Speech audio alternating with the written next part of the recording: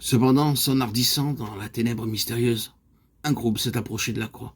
Il y a là Jean, le jeune disciple que Jésus aimait tant, Marie de Béthanie, l'amie des jours heureux, peut-être aussi la touchante femme qui jadis, vous en souvenez-vous, a versé du parfum sur les pieds du Maître.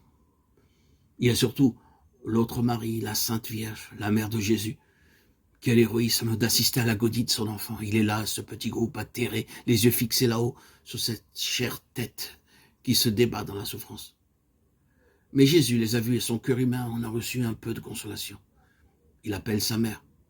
« Voici désormais ton fils, dit-il en désignant Jean. Et au jeune apôtre, voici ta mère désormais. » Ce furent là presque ses dernières paroles. Après de longs quarts d'heure d'oppressant silence, on entendra gémir « J'ai soif ». Un soldat compatissant prit une éponge, l'imbiba d'eau acidulée et au bout d'un pic, la lui approcha des lèvres. Il y avait toujours des ténèbres, il y avait toujours des craquements sinistres.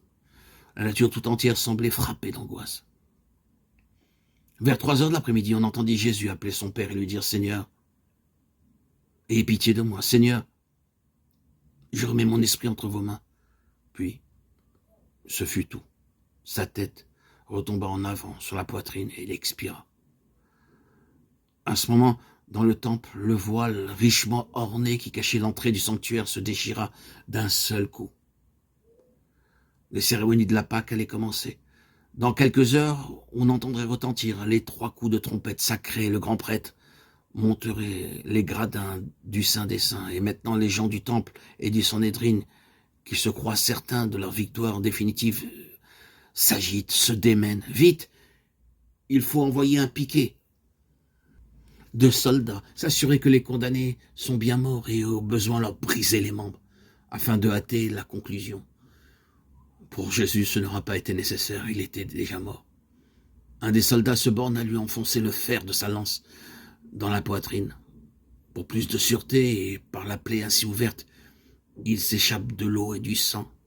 On peut aller rendre compte à Pilate, on peut aller rassurer les chefs des prêtres et les pharisiens. Il est mort. Il est bien mort. Celui qu'ils poursuivent de leur haine, juste bon à mettre au tombeau.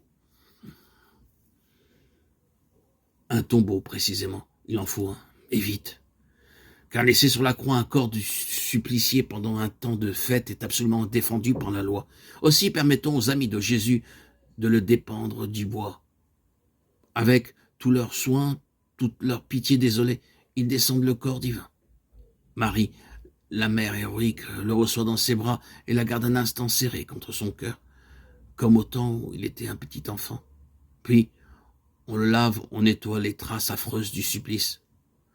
Rapidement, car le temps presse, il faut que tout soit achevé avant la nuit où le sabbat commence.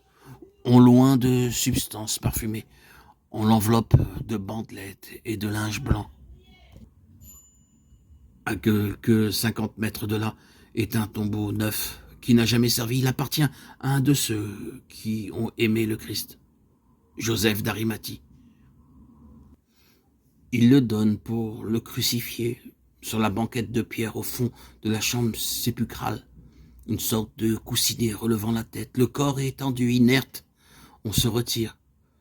À l'entrée du petit corridor qui mène au tombeau, on fait rouler la lourde pierre. C'est fini. Tout est donc fini pour Jésus.